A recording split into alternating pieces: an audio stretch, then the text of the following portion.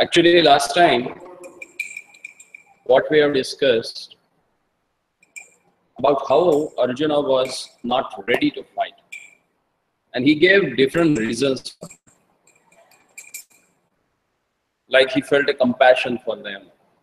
Then he was thinking that it may happen that he will cause a great sin if he kills all his kinmen and all the Kshatriyas. Then family tradition will get destroyed. So he was afraid of, he was giving logically and according to the Dharma Shastra, he was giving different reasons that why he don't wanted to fight. Again, in the second chapter, some another arguments that why he don't want to fight. And the second chapter starts with Sanjay's explanation that when Lord heard everything from Arjuna, then what was the reaction actually? Sanjay says, Tam tatha kripaya vishtam ashrupurna kulekshanam vishadantam yam vakya uvacha madhusudana. Sanjay said, seeing Arjuna full of compassion, his mind, his eyes full of tears, spoke the following words. See here, one specific word that they have used, has used to address Lord Krishna.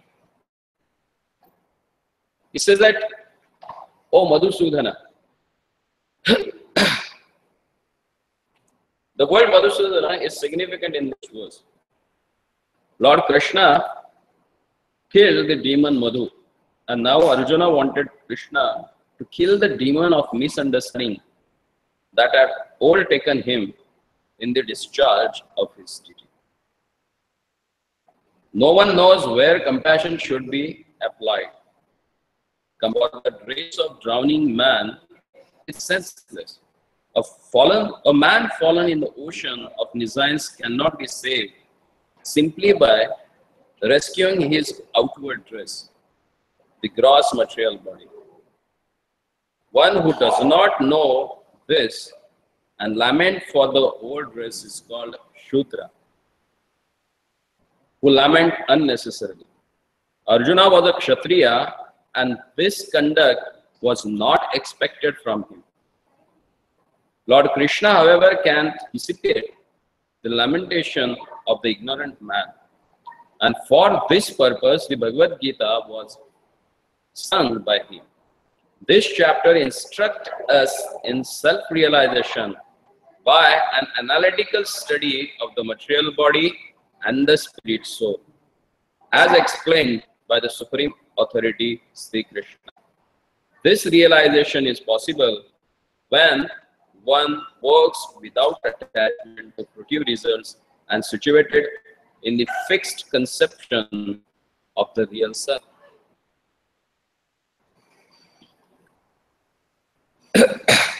The first verse itself, it explains about Arjuna's ignorance. Actually, he is feeling compassion. For whom? He is feeling that compassion, material compassion or lamentation, kinsman. He is thinking them as a material body. And Prabhupada says actually, this chapter instructs us in self-realization by an analytical study of the material body and the spirit soul.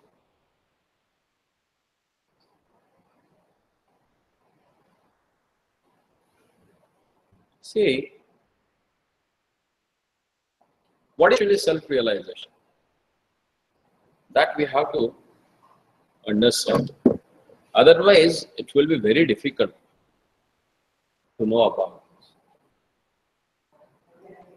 Generally, People think self-realization means just negating the things and meditating on something shapeless, impersonal, which is not visible. That is not self-realization. Self-realization means to understand who we are. What is this material world?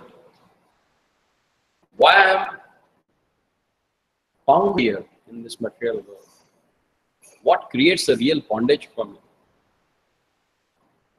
Who thinks about that, that person really takes up the process of self-realization. See, here in this verse, Krishna is addressed as Madhusudana, killer of Madhu. Madhu was such a subtle demon.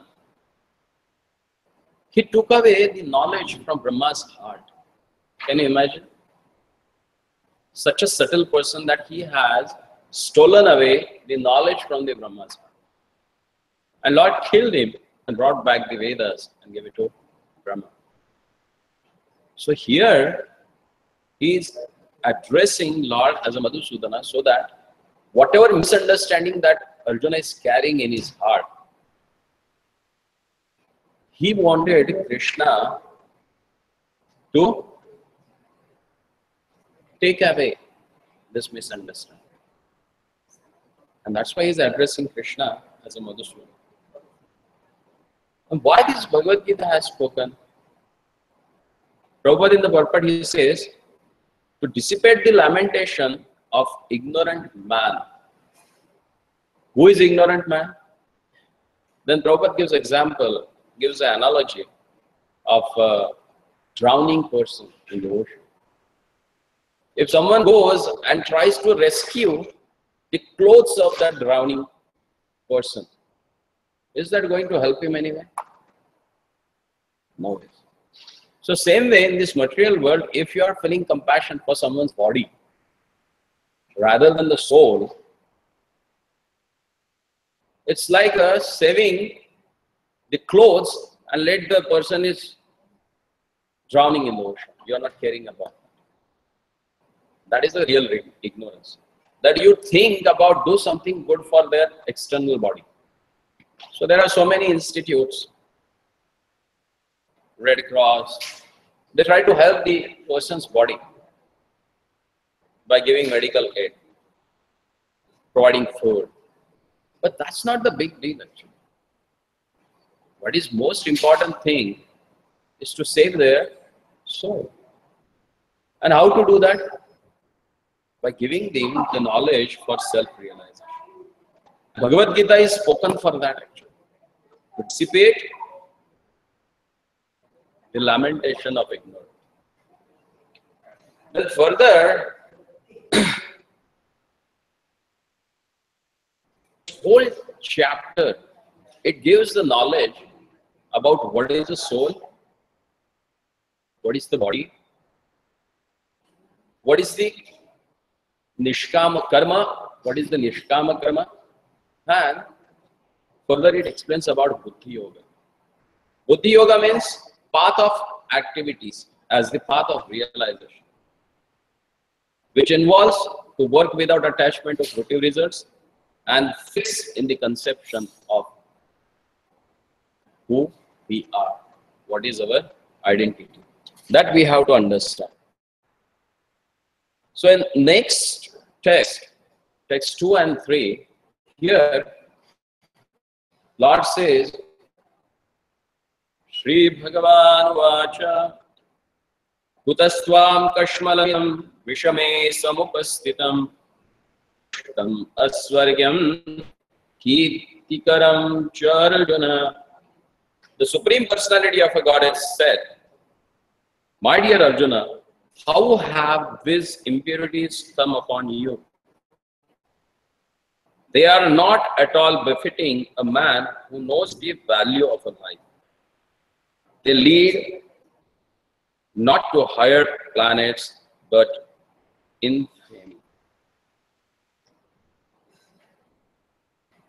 See here,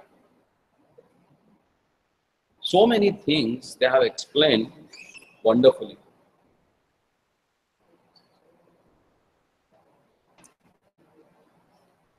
Krishna here addressing Arjuna as Anarya. Anarya means person who is not civilized, who does not know the rules and regulations of a civilized life. But do you think that Arjuna was Anarya? Because he was a Kshatriya, he was a ruler. And he belongs to a very good family, who were ruling the world actually that time. And he is calling him as an Anarya. Why is it so? Because he is behaving like a Kshudra. What is the definition of Shudra? Shudra means the person who thinks about the thing which is not necessary.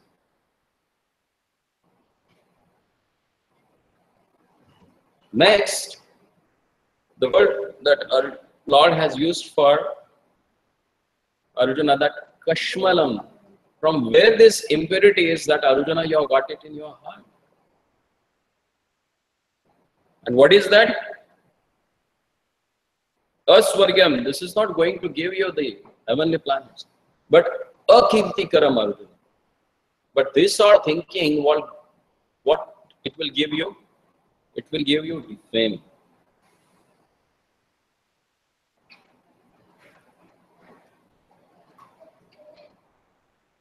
And next verse he says that Klaibyam asmaga partha naitattvayupapadyate shudram hridaya daurbalyam yakotishta param tapa. O son of Pratha, do not yield to this degrading importance. It does not become you. Give up such a petty weakness of a heart and arise, O chastiser of the enemy. See now, Lord is asking him, Klaipyam mas magama. You have become so important. Who are you? You are related to me actually. You are the son of my father's sister. And having such a importance is not a decency for you. Why do you behave like this? Shudram hridaya daurbalyam. This is says of heart that you are showing them. Being Kshatriya, you don't want to fight, you want to run away from the fight. It's not good. See, the most important thing that has explained in the text number 2. It starts with that Sri Bhagavan Uvacha. Here, the word Bhagavan has used for addressing Krishna. In the Srimad Bhagavatam, first canto, chapter 2, text number 11, it is explained, Vadanti tat tattvavidas tattvam yad jnanam advayam brahmeti paramatmeti bhagavaniti shabdyate. The absolute truth is realized in 3 phases of understanding by the knower of the absolute truth. And all of them are identical. Such a phases of absolute truth as a Brahman, Paramatma and Bhagavan. The Sanskrit word Bhagavan is explained by the great authority Parashar Muni, the father of Vyasadeva. The Supreme Personality who possesses all riches, all strength, all fame, all beauty, all knowledge and all renunciation is called Bhagavan. In Parashar Samhita it is said, Aishwaryasya samagrasya viryasya yashasya kriyaha Jnana Vairagya Shaiva Shan Bhagaiti Gana. The wealth, knowledge, beauty, renunciation, strength, riches, all these are considered as a bhaga. Bhaga means thing which attracts everyone. Real wealth, riches, opulences. And the person who possesses them 100% is known as a Bhagavan. As like who has a dhana or wealth, he is known as a dhanavan. Who has a vid, means vidya or knowledge, he is known as a vidwan. So same way, who has a bhaga, means all these 6 opulences in full potency is known as a Bhagavan. For example, in this material world, if someone is really beautiful, people get attracted to that person. But how long that beauty lasts? In 1975, there was a Miss World. How she looks like? She looks like saint now. No way. After 2-3 years, never she can't appear in the contest. But the beauty of the Lordship is eternal. As explained in the Vedic text, how he looked like? Advaitam Achyutam Anadi Anantarup Adyam Purana Purusham Navayauvanam.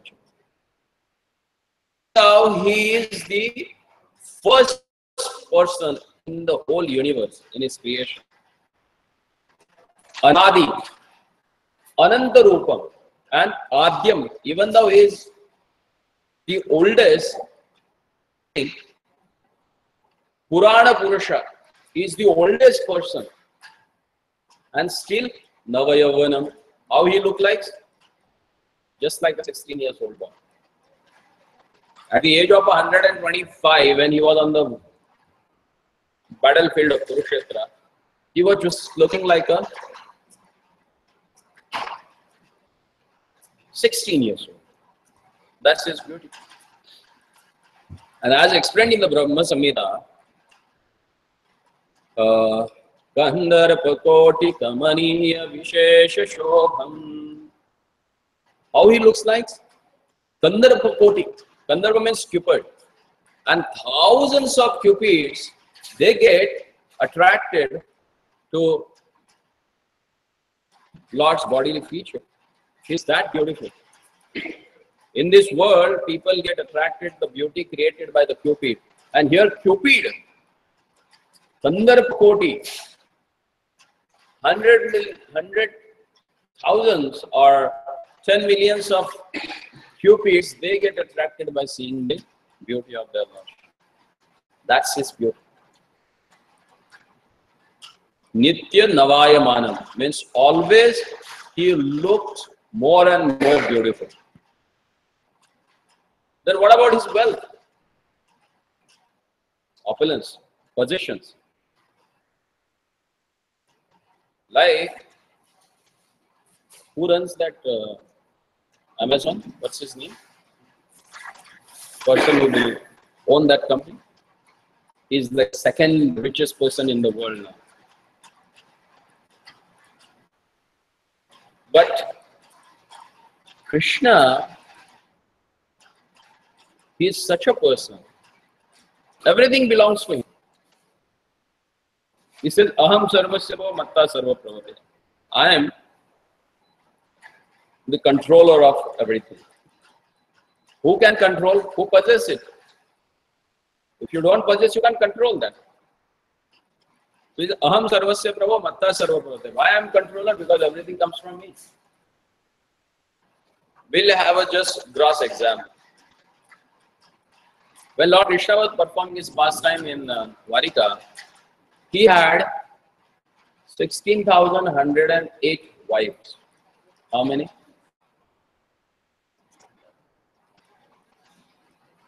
Each wife had 10 sons and 1 daughter. Everyone has their own palace. So how many palaces were there?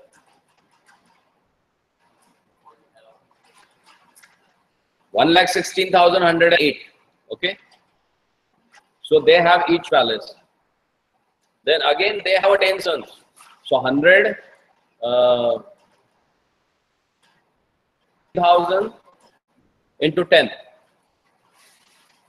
1,60,000. 0.6 million palaces were there roughly. So that many palaces possessed by Krishna's near family, immediate family, and he was maintaining them. Do this nowadays. Nobody. No one has that much opulences to maintain a one wife. It takes the whole life to supply all her urges and wishes and desires to fulfill. And here he is applying for everyone there. Paramatma, being a Parameshwara, being a Bhagavan, he fulfills everyone's desire. Eko bahunam yo vidadati kaman. He is alone, but still he fulfills everyone's desire. That's his opulence. So we have seen the beauty, we have seen his opulence. Third thing is knowledge. Bhagavad Gita, it is said, Sarvasya chaham vradi sannivishto matasmatir jnanam apohanam cha. Vedesha sarveraham eva vedyo vedanta veda videva shaham. Vedas mean knowledge. And he is a creator of knowledge. Veda videva shaham. And he is the knower of the Vedas and he is knowable through Vedas. So nothing is beyond his knowledge. Whatever he has given in this Bhagavad Gita is absolute. In the 18th chapter he says, up till now whatever I have explained to you, that is knowledge. Other than that, ignorance. So nothing in the world that is unknown to Krishna, everything is known to him. So he is the most knowledgeable person in this whole universe. Then, bodily power. When he was in Vrindavan performing his pastimes, he was just few days old. And one She came. Her name was Putana. Putana means who is not at all pure. She came with the evil intention of killing Krishna by feeding him her breast, which is covered or which is smeared with the dead poison. She took a beautiful form of a heavenly lady. She entered into Nanda Baba's house. And by seeing her, everyone thought that she must have came from the heavenly planet to bless our Krishna. And she asked Yashoda Maya, can I feed my milk to your son? And Yashoda Maya, very simple lady, she thought that this demigoddess has came to feed my son. So she said, okay, take. She took Krishna out, and Krishna knew that who is she. So with that milk, he sucked her life air also and he killed her. And when she was dead, her body was like 8 miles long. Her breasts were like hills. When he killed her, when he was just like 5 or 6 days old. When he was like 1 month old, great demon called Trinavarta, whirlwind, he came and he took up Krishna up in the sky, some thousands of feet up. And there Krishna just plucked his throat and killed him. So Krishna is Lord at any age, at any body, whatever form he may take. That's why he is all powerful. As explained in the Brahma Samhita, Yasya Kanishva Sitakala Matavalambya Jivanti Loma Vilaja Jagadanda. Quote. When he exhales, millions of universes comes out. And when he inhales, all that goes in his body. That is power. Yasyaiva kaishvasitkalam adhavalamba jivanti loma vilaja jagandana.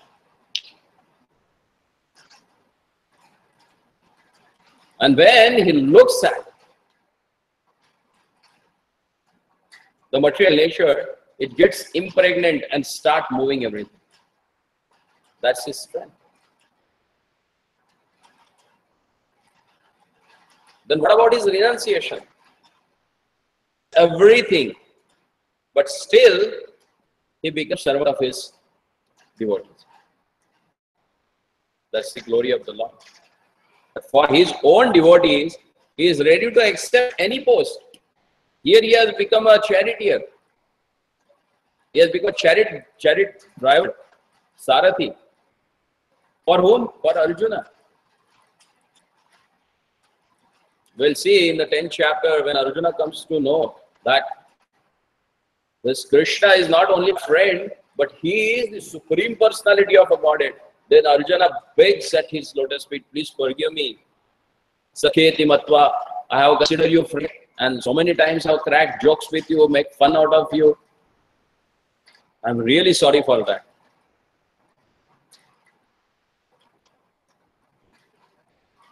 Even though such a big person is ready to become his driver, his devotee's driver. That's the renunciation of Krishna.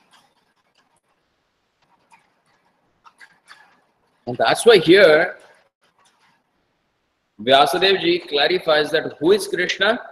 Krishna is Supreme Personality of a Godhead, Bhagavan. Etecham shakalapamsa Krishnastu Bhagavan asvayam Indradi vyakulam lokam mrudayanti yuge yuge. All the lists of the incarnation of Godhead submitted here with are either plenary expansion or parts of the plenary expansions of the Supreme Godhead.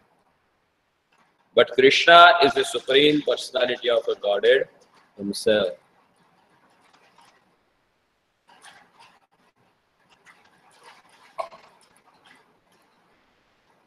Then in the next purport,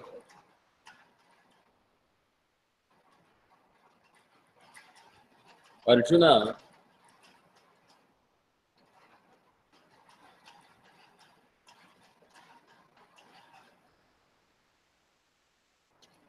Prabhupada explains about the Arjuna is addressed as the son of Pritha, who happened to be the sister of Krishna's father Vasudeva. Therefore, Arjuna had a blood relationship with Krishna. If the son of Kshatriya declines fight, he is a Kshatriya in name only. And if the son of Brahmana acts impiously, he is a Brahmana in name only. Such a Kshatriya and the Brahmanas are unworthy sons of their fathers. Krishna did not want Arjuna to become an unworthy son of Kshatriya. Arjuna was the most intimate friend of Krishna, and Krishna was directly guiding him on the chariot. But in spite of all these credits, if Arjuna abandons the fight, he would be committing an infamous act. Therefore, Krishna said that such an attitude in Arjuna did not fit. Arjuna might argue that he would give up the battle on the grounds of his magnanimous attitude for the most respectable Bhishma and his relatives. But Krishna considered that sort of a magnanimity, mere weakness of heart. Such a false magnanimity was not approved by any authority. Therefore, such magnanimity or so-called non-violence should be given up by the person like Arjuna under the direct guidance of Krishna. Here, what we can understand from this text 2 and 3 is that finer sentiments like the compassion, although noble, are worthless if applied in ignorant way. Sometimes that's what happens. We feel compassion, but we feel compassion for the body, but not for the soul.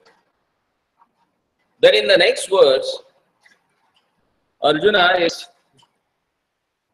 giving a counter argument. Arjuna says, Katham Bhishmam Maham Sankhe Dronam Cha Madhusudana Ishubhi Pratiyosyami Puja Varisudana. O killer of enemies, O killer of Madhu, how can I counteract with the arrows in battle men like a Bhishma and Drona who are worthy of my worship? So here Arjuna is indirectly asking Krishna, if Maharaj Ugrasen comes in the battlefield and you have to fight with him, are you going to fight with him? Maharaj Ugrasen is his grandfather of Lord Krishna. And he is asking, if Sandipani Muni comes and he is standing opposite to you to fight with you, are you going to battle with him? Fight with him? No. Towards the arguments from the Dharma Shastra, he says, Guru nahatva hi mahanubhavan shreyo bhodum bhaikshamapi haloke hatvartha kamanstu guru nihaiva unjeya bhogan radya pradighan. It would be better to live in this world by begging than to live at the cost of the lives of a great soul who are my teachers. Even though desiring worldly gain, they are superiors. If they are killed, everything we enjoy will be tainted with with their blood.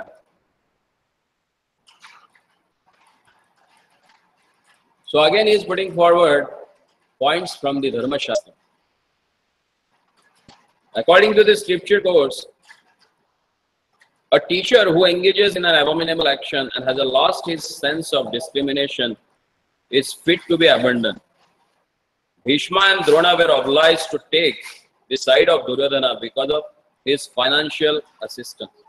Although they should not have accepted such a position simply on financial consideration, under the circumstances, they have lost their respectability of teachers. But Arjuna thinks that nevertheless, they remain his superiors, and therefore to enjoy material profit after killing them would mean to enjoy spoiled tainted with the blood.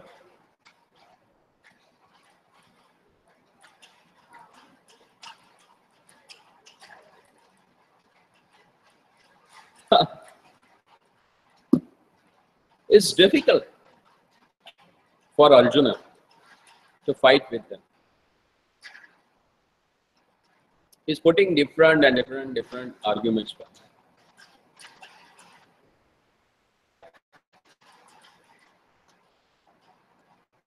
I don't want to fight actually. Na chaitat vidmahe katarano gariyo yadva jayema yadiva no jayeyo yaneva hatva na jijivishamat devastitha pramuke dhataraj. Nor do we know which is better, conquering them or being conquered by them. If we kill the sons of Dhritarashtra, we should not care to live. Yet, they are now standing before us on the battlefield. So now he got confused. He's not able to understand what to do. Should I fight with them? Or what should I do exactly?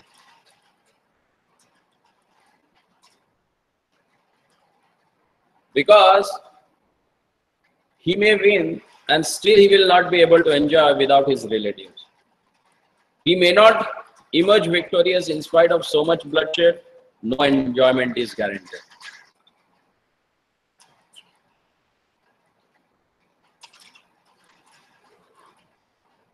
So he was quite confused. And when he got confused, lastly what he did?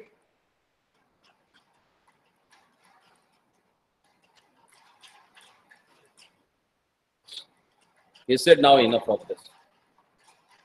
Karpanya doshopahat svabhava Ruksha mitvam dharma sammuda chetaha Yashreyasyan nishchitam bruhitan me Shishyasteham shadimam tvam prapannam. Now Arjuna is asking Lord Krishna. He says, now I am confused about my duty and have lost all composure because of a miserly weakness. In this condition, I am asking to tell me for a certain what is best for me. Now I am your disciple and a soul surrender unto you. Please instruct me. Here now, the role of a Krishna as Arjuna's friend is changing to the next role. And now Krishna will instruct Arjuna as his spiritual master. He says, Shishyasteham shadimam tvam prapannam. Arjuna expressed need to surrender because he was confused about his duties and he has lost the miserly weakness. And he says, my Lord, please help me out. Please let me know what is yat shreyas, what is good for me. Nai prapashyami mama punavyat yashokamashoshana indriyanam avapya bhumam sapatanam nruttam rajam suranam apichadipatyam. I can find no means to dry away this grief which is drying up my senses. I will not be able to dispel it even if I win a prosperous, unrivaled kingdom on earth with a sovereignty like a demigods in heaven.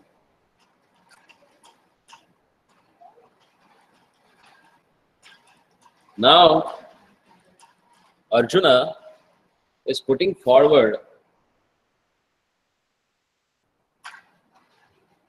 oh my Lord, it's not possible for me to understand. Yat shokam utshokam indriyana. It's really difficult for me to understand. So please guide me.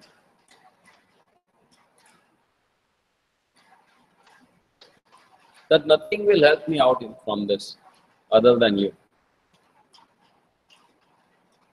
Because it's you only who can give me knowledge.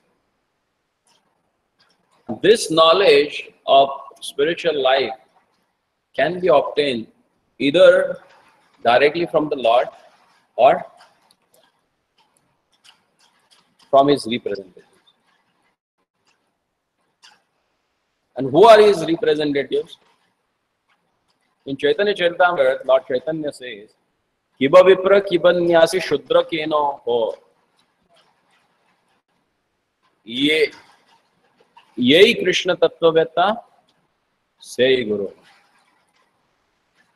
It does not matter where a person is a Vipra, a learned scholar in a Vedic scripture, or is born in a lower families, or is in the renounced order of a life.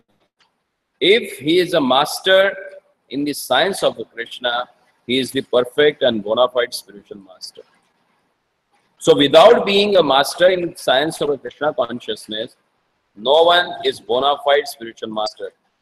It is also said in Vedic literature, Shat Karmanipino Vipro Mantra Tantra Visharadaha Avaishnavo Guru Ranasyat Vaishnava Shvapacho Guru. In Padma Puran, it said, a scholarly Brahmana expert in all subjects of Vedic knowledge is unfit to become a spiritual master without being Vaishnava or expert in the science of Krishna consciousness. But a person born in a family of a lower caste can become a spiritual master if he is a Vaishnava or Krishna conscious.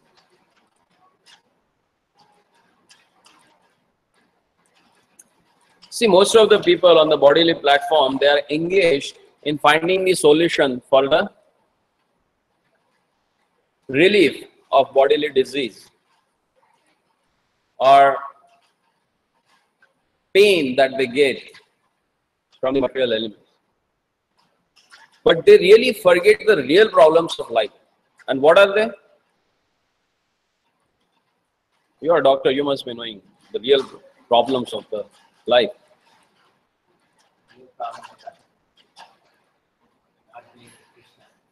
Yes, not being with the Krishna, that is the real problem. Why? Because if you are not with Krishna, then you think yourself as a body, and body has a four things. What is that? Birth, old age, death, and disease. These are the real problems of life actually. And what we are doing for that? Whole modern society is revolving around to get rid of disease.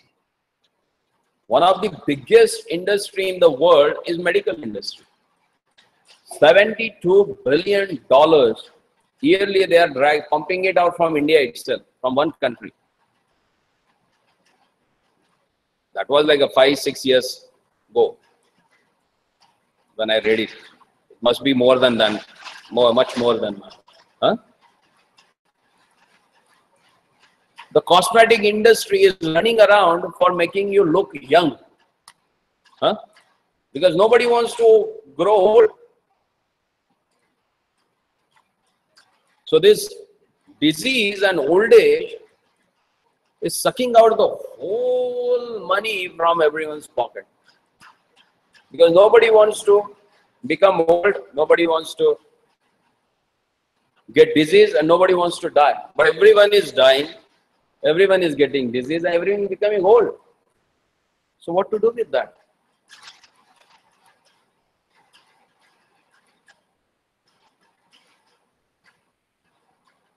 Because we are having this body, that's why we are having this problem. If we will not have this body, then this problem will be not there.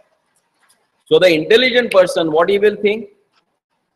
Get rid of this body.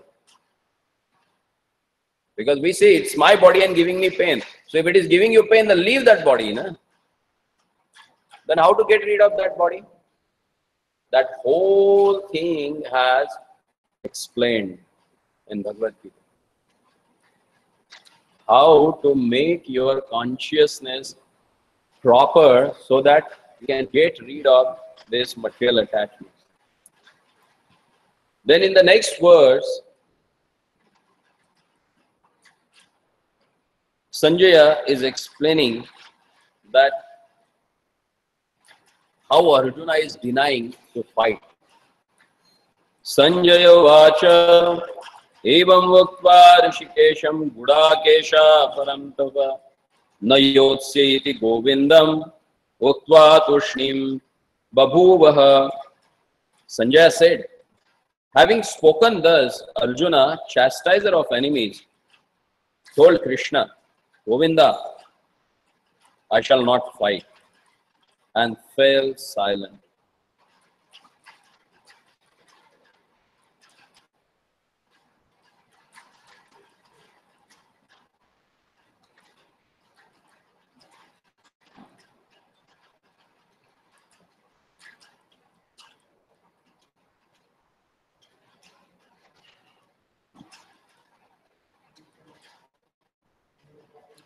See, after hearing this shloka, what must have happened to Dhritarashtra?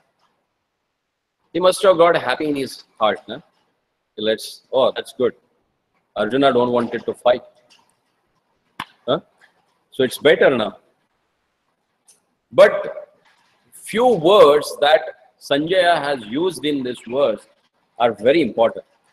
What he has said, Evam Vuktva Rikesha Gudakeshena Paramtapa Na Yotsya iti Govinda Uktva Tushnim Babhuvaha. He has called Lord Krishna as a Rishikesh. Rishikesh means what?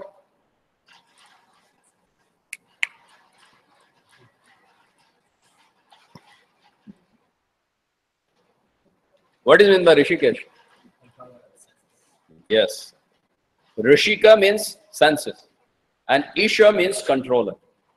So he's saying, even though Dhritaraj, you may think that Arjuna has given up,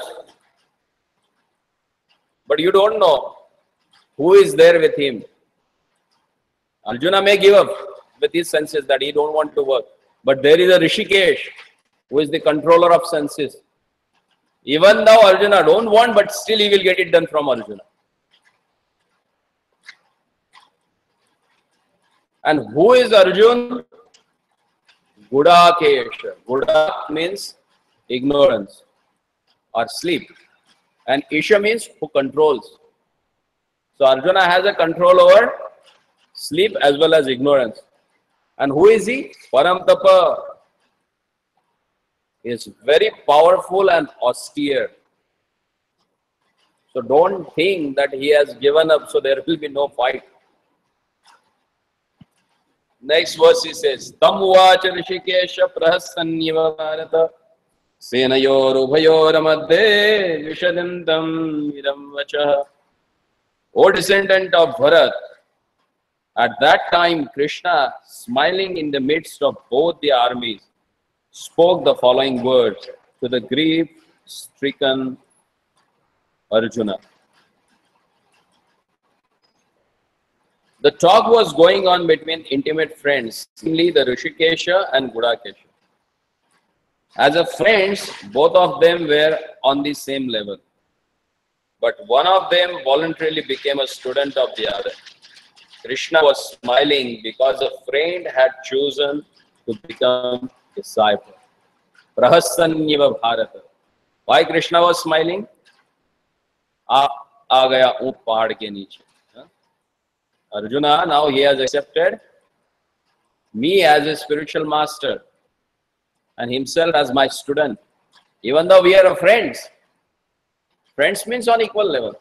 But now Arjuna, he understood that I have to accept Krishna as a guru, then only I am going to get a clear picture about my life.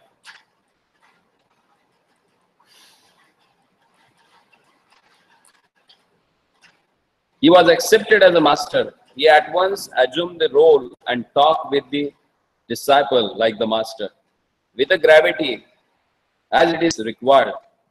It appears that the talk between the master and the disciple was openly exchanged in the presence of both the armies so that all were benefited.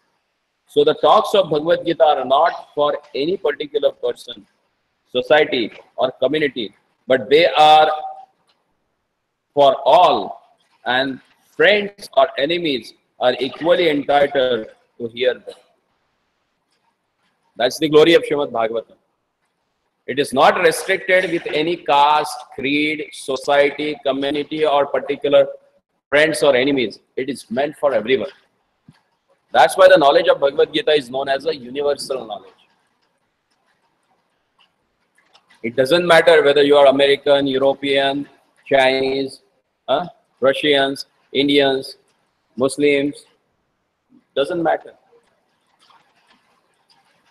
It is for them who are living entities, who are not dead. This knowledge is meant for each and everyone, including animals also. Even they can enjoy this. There are so many stories about that. How even animals, when they heard, how they got liberated. In Bhagavad Gita Mahatmya, you will find that stories. So, now from text 11, Lord is going to give a knowledge to Arjuna. Knowledge about what? The nature of soul and the nature of body. What is our real identity? Who we are, what we are supposed to do, and what makes us suffer in this body. The characteristics of soul, the characteristics of body. That has explained from text number 11 to text number 31 or 30 of this chapter. So now the first instruction that Lord has given to Arjuna is, here he says, Ashochanan pragyavadancha vashase gatasuna gatansusha nanushocanti panditaha. Ashochanan. While speaking learned words, you are mourning for what is not worthy of a grief. Those who are wise lament neither for the living nor for the dead. So the first words itself that Lord has spoken to his disciple, and he has addressed him as the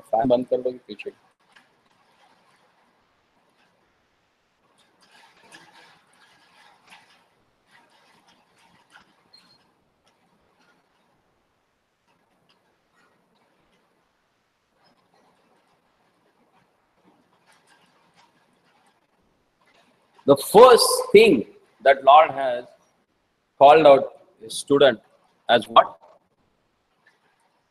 Apanditaha. Apandita means foolish fellow. You speak like a pandita means you are a fool and you are speaking like a pandita. That's why so-called intelligent people, they don't touch Bhagavad Gita. They think that, see, Krishna is so arrogant.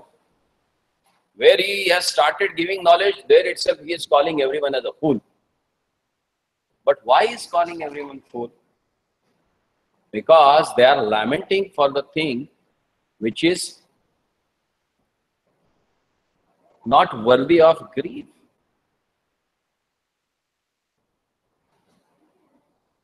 He says that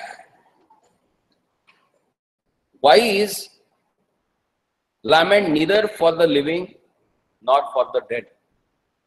No need to lament for the living because it is not going to die. And which is dead already, why you have to lament for that? It's a simple thing, but very difficult to understand. Unless and until we take shelter of the spiritual personality, it's become difficult for us to make out what is living and what is dead. We consider this body as a living, which is actually dead. Like, if soul leaves that body, does that body grows? What happens to that body? Dead body. We never call that person with a name. We call that it's a dead body. Then who has left? That person has left this body. Means it's a dead matter. As long as it is in connection with the soul, it moves. So what is the use of lamenting for giving up this body, which is already dead? And what is the use of lamenting for the living entity who has left that body? Because he is not going to die anyway. Living entity is eternal. The first words itself, Lord has given the whole knowledge to Arjuna. That we are not this body, but spirit soul. Then why you have to lament for killing of these bodies? Then further he says, Natve baham jatunasam natvam neme janadipa nachachaiva na bhavishyamah sarve vayam ataparam. Never was there a time when I did not exist, nor you, nor all these kings, nor in the future shall any of us ceases to be.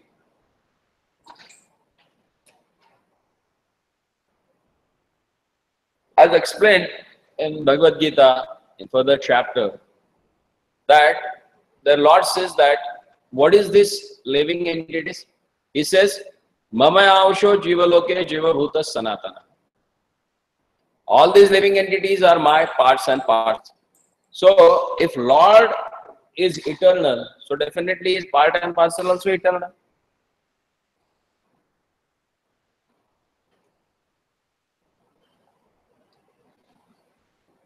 Is it understandable? If Lord is eternal, then his part and parcel also has to be eternal. They can't die. And that's why he says that never was there a time when I did not exist, nor you, nor these kings, nor in the future shall anyone of us ceases to be. In the other Upanishadic text, it is said, Nityo nityanam chetana chetananam eko bahunam yo vidadati kama. Tam atmastham ye anupaschanti dhiras desham shantihi shashvati naitaresham. The person who understands that Nityo nityanam chetana chetanam eko bahunam yo vidadati kama. He is one and there are many. He is taking care of all them, and that is eternally. Who knows this? That person attains the real peace in his life. That's what Kathopanishad says. Shvetar Upanishad also says about that. Then in the next verse, Lord clears out that who we are actually. Dehino asmin, in this body, yata dehe, kaumaram yavanam jara, tatha dehantara prati dhiras tatrana muyate. In this body, soul travels from childhood to youth, youth to old age.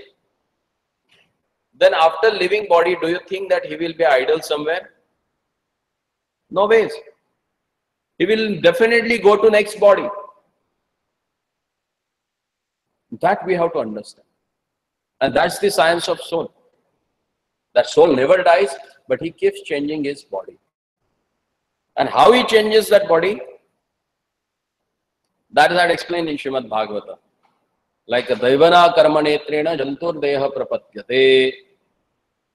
Daivana karmanetrena. As per our destiny or prarabdha, material nature gives us a different body. And in the morning Srimad Bhagavatam we are discussing that whatever desire I cultivate in this lifetime, that desire creates my next body for the next life. That we have to understand. So whenever we desire something, we should be very, very careful what we are desiring for. Because your desires will definitely get fulfilled. And who will fulfill that? Lord himself. Eko bahunam yo vidadati kama. Because he fulfills everyone's desire. So one has to be very, very careful.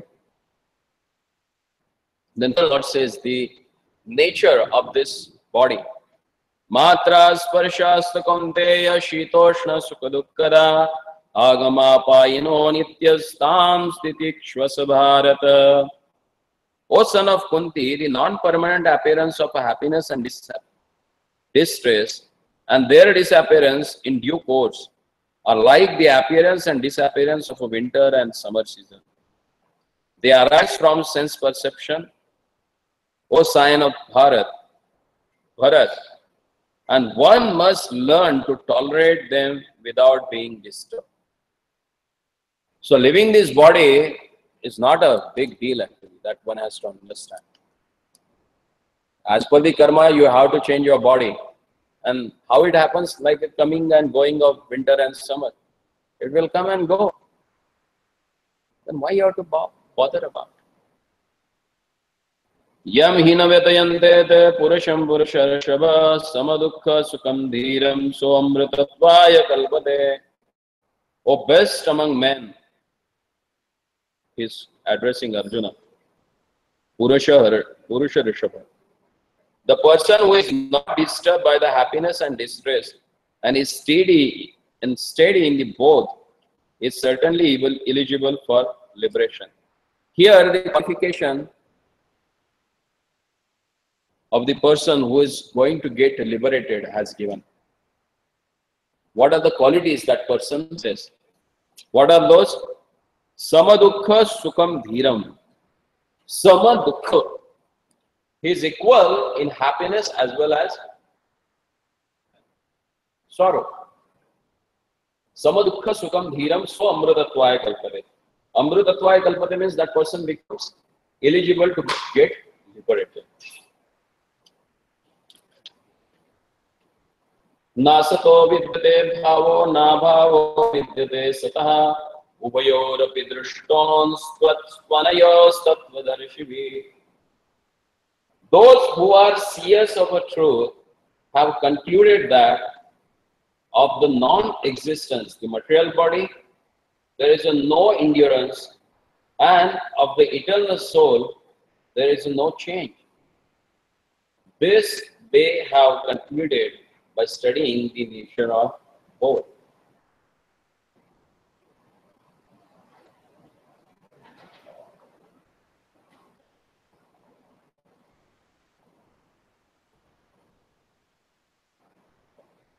Here he speaks about Drishtantas, means the Tattvadarshi.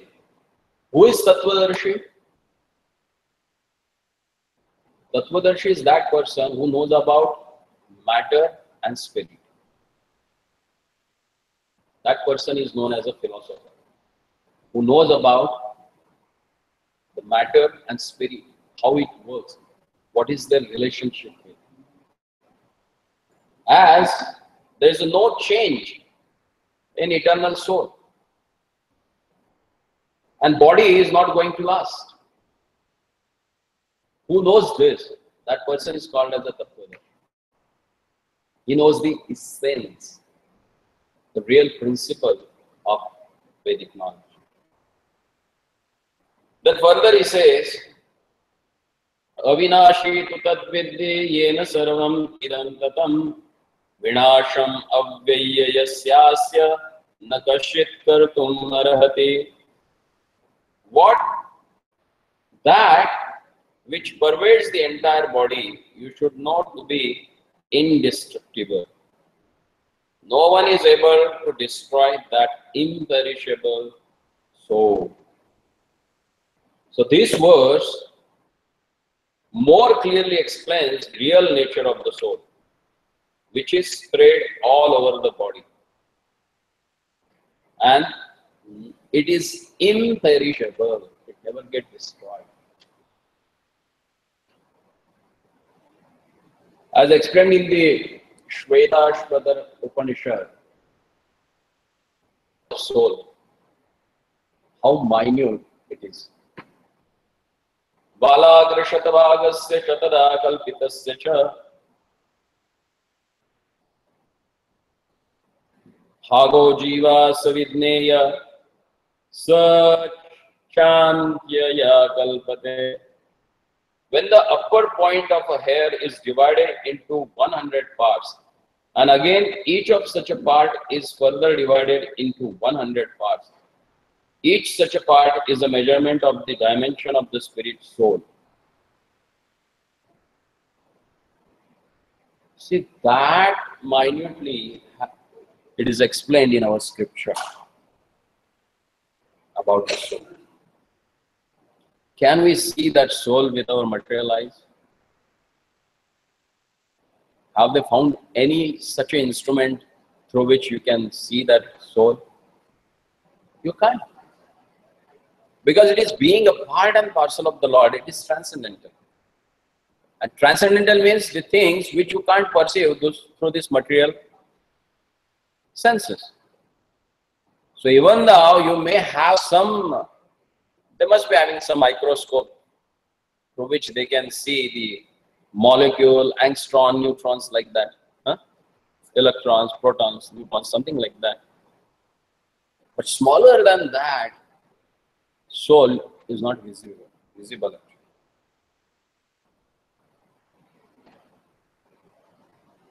And that is imperishable. You can't destroy that. Even sometimes you can, in nucleus, you can crush that thing and get destroyed. But soul never gets destroyed. Antavanta ime deha nityasyokta sharirinaha anashino prameyasya tasmad yudhyasva bharata. Now Lord is clearly explaining. The material body of the indestructible, immeasurable, and the eternal living entity is sure to come to an end. Therefore, fight, O descendant of Tata. Yayenam vetyantaram yashainam manyate hatam ubhautam na vijanito nayam manti nanyate. Neither he who thinks the living entity is slayer, nor he who thinks it is slain is in knowledge. For the self slay not, nor is slain. Because being a soul imperishable and indestructible, so you are not killing anyone, you are just destroying their bodies. And body anyhow, one day it is going to get destroyed, whether you destroy or not. Then why you are lamenting?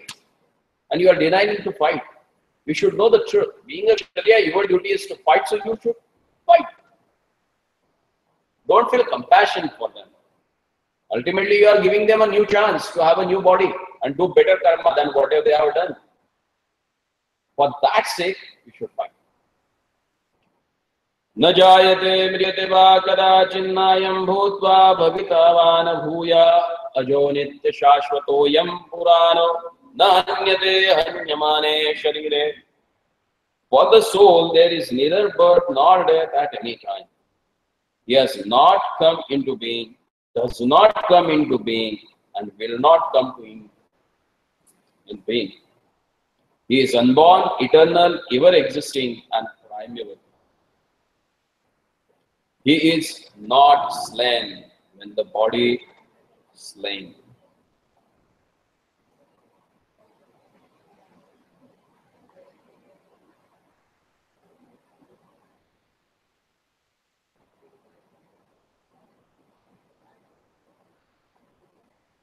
In this purport, Prabhupada explains about two kinds of a soul. One is Anu-Atma and one is Paramatma. Anoranyam mahato mahiyam atmasya jantor nihito guhayam tammakratah pashyatabbita shoko dhatu prasadan mahimanam atmanah. Both the super soul, that is Paramatma, and the atomic soul, Jivatma, are situated on the same tree of the body with the same, within the same heart of the living being. And only one who has become free from all material desires as well as lamentations can, by the grace of Supreme, understand the glories of the soul. Krishna is the fountainhead of the super soul also, as it will be disclosed in the following chapters. And Arjuna is the atomic soul, forgetful of his real nature. Therefore, he requires to be enlightened by Krishna or by his bona fide representative, the spiritual master. Veda vinashanam nityam yayenam ajamavyayam katam sapurusha pata tam ghayati hantikam. But how can a person who knows that the soul is indestructible, eternal, unborn, and immutable kill anyone or cause anyone to kill? The Lord is giving here as an analogy. Vasan sisirnani yatha vihaya navani grahanati naro parani tatha sharirani vihaya zirnani anyan sanyati navan. He says, as a person puts on a new garments, giving up old ones, the soul similarly accepts new material bodies, giving up the old and useless one. Then he again explains about how soul is imperishable, indestructible. Nainam chindanti shastrani No weapon can kill him. Nainam dahati pavakaha. Fire can't burn him. Na chainam klidayantyapo. Even water can't wet it. Or na shoshayati marutaha. And never withered by the wind. Why? Because it is achedyoyam, adayyoyam, akledyo, ashosya evacha, nityah, sarvagataha, sthanur, achala ayam, sanatanaha. Again, the characteristics of soul as explained here by the Lord. How is that soul? Nitya. It is everlasting. Sarvagataha. It is all pervading. Sthanuhu. Unchangeable. Achalaha, immovable. What is this soul? Which is Sanatana, which is eternal. Then why you are worried about? Just for the sake of fighting, fight. Avyaktoyam achintyoyam avikaryoyam uchyate tasmadeva viditvaina nani shochutam marasi. Now he is explaining. Being this soul so immutable, imperishable, and eternal, it's very difficult to understand that. Because soul is invisible, inconceivable, and immutable. And knowing this, you should not grieve for the body. Ata chainam nityajatam nityam vamanyase mridam tathavitvam mahabaho nainam shochukamarhasi. If, however, you think that the soul or the symptoms of a life will always be born and die forever, you will have no reason to lament, O mighty arm. We'll read purport of this. It's very important. There is always a class of philosophers almost akin to the Buddhist who do not believe in the separate existence of the soul beyond the body. When Lord Krishna spoke the Bhagavad Gita, it appears that such a philosopher existed. And they were known as Lokaitakas and Vaibhashikas. Such a philosopher maintained that life symptoms takes place at a certain matured condition of material combination. The modern material scientist and materialist philosopher also think similarly. According to them, the body is a combination of physical elements, and at a certain stage, the life symptoms develop by the interaction of the physical and chemical elements. The science of anthropology is based on this philosophy. Currently, many pseudo-religions, now becoming fashionable in America, are also adhering to this philosophy. Are the nihilistic, non-devotional Buddhist sects. Even if Arjuna did not believe the existence of the soul, as in the Vaibhashika's philosophy, there would still have been no cause of lamentation. No one laments the loss of a certain bulk of chemicals and stop discharging his prescribed duty. On the other hand, in modern science and scientific warfare, so many tons of chemicals are wasted for achieving victory over the enemy. According to the Vaibhashikas philosophy, the so-called soul or Atma vanishes along with the deterioration of the body.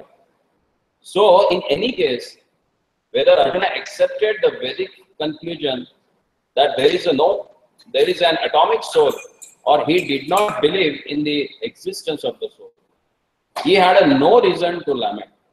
According to this theory, science, there are so many living entities generating out of a matter every moment, and so many of them are being vanquished every moment. There is no need to grieve for such an incident. If there were no rebirth for the soul, Arjuna had no reason to be afraid of being affected by sinful reactions due to his killing his grandfather and his teacher. But at the same time, Krishna sarcastically addressed Arjuna as a Mahabahu, mighty arm, because he at least did not accept the theory of the Vaibhashikas, which leaves aside the Vedic wisdom. As a Kshatriya, Arjuna belonged to the Vedic culture, and it behooved him to continue to follow his principle.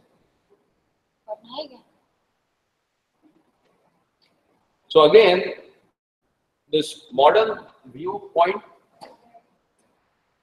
it has given here, and what a Vedic text that has also explained.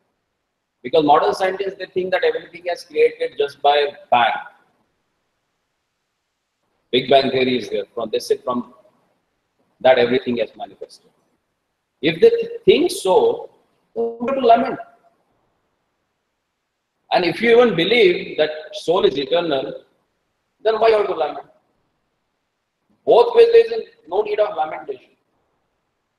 And that's why in the further next verse he says, Jatasya dhruva mrityur dhruvam janna mrityusya cha tasmad apariharyarthe natvam shochitam arhasi. One who has taken his birth is sure to die. And after death, one is sure to take birth again. Therefore, in the unavoidable discharge of your duty, you should not lament. You should not lament. Avyaktadini bhutani vyaktamadhyani bharata avyakta nidhanyeva tatra ka paridevana. All created beings are unmanifest in their beginning, manifest in their interim state, and unmanifest again when annihilated. So what need is there for lamentation? And then in the next verse, Lord says that how wonderful the knowledge about soul. Asharyavat kashide Asharyavat vadati tatheva chanya Asharyavat shaiva manya shranoti Shrutvapi enam vedana shaiva kachit. Some look on the soul as amazing, some describe him as amazing, and some hear of him as amazing. While others, even after hearing about him, cannot understand him at all.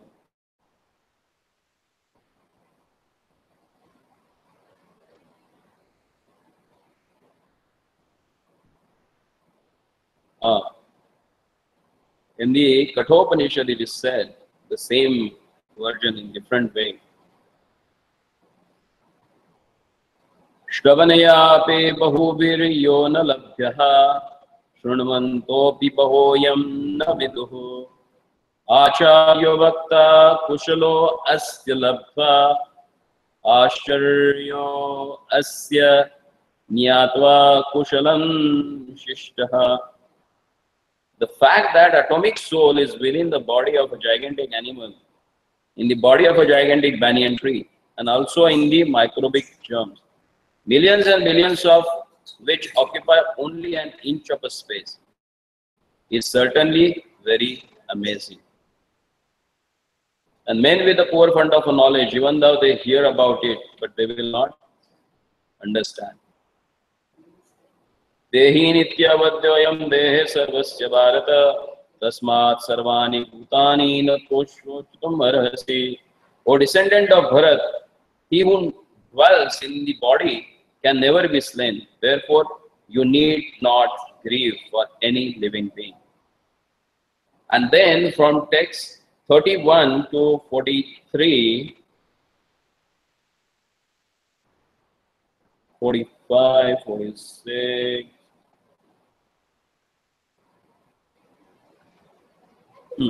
Lord is explaining about Karma Kanda, and that we will discuss next Wednesday.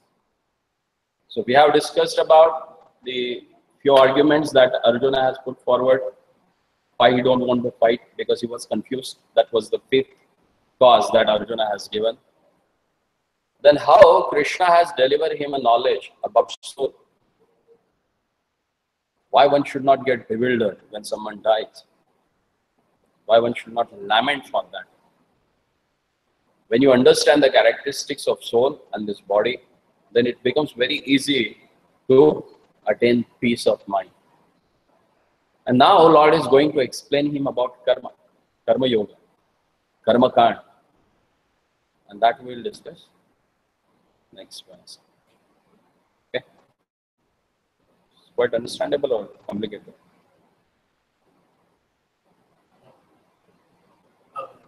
So, yeah.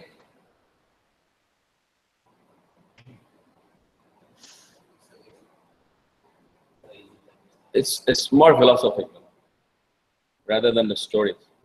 Sometimes it feels boring, but it's needed actually. Unless and until you understand, because these are the what they call as to know ourselves as a spirit soul and not this body. That's the first step of self-realization. Then you can rise above. When you come to know that we are not this body but spirit soul. And that's what Lord begins with his teachings to Arjuna. Right.